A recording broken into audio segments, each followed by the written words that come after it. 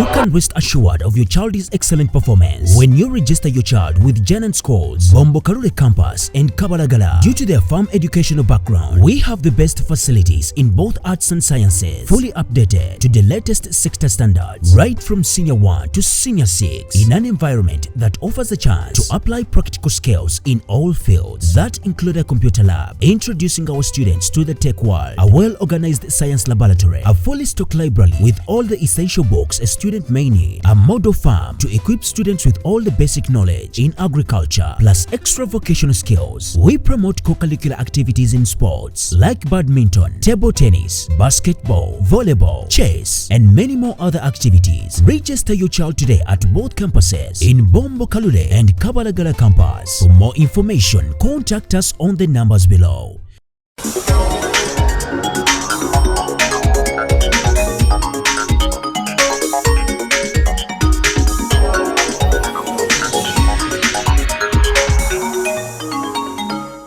Wakati mukwongera okusobola okutangira obulwadde obuva ku bukyaafu, abakulembeze b'e Kawempe babakanye n'okukola bulungi bwansi okusobola okutangira embeera eno.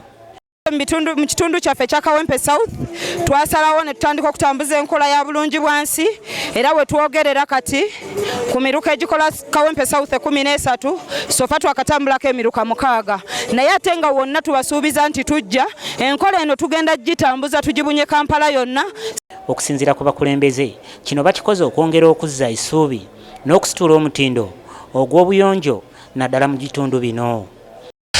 Obuyonjo kikakata kuggwe nga tonnalinda gavumenti kujja kuyamba, nga tonnalinda muntu yenna kujja kukuyamba. Obuyonjo butandikira kuggwe omuntu abeera akozesezza ebintu ebyo ebireeta kasasiro. Agala tubeere bayonjo tukendeeza obulwadde. Bwe tunaabeera abayonjo obulwadde tujja bukendeeza, era tuva wano tugenda mu bitundu bingi.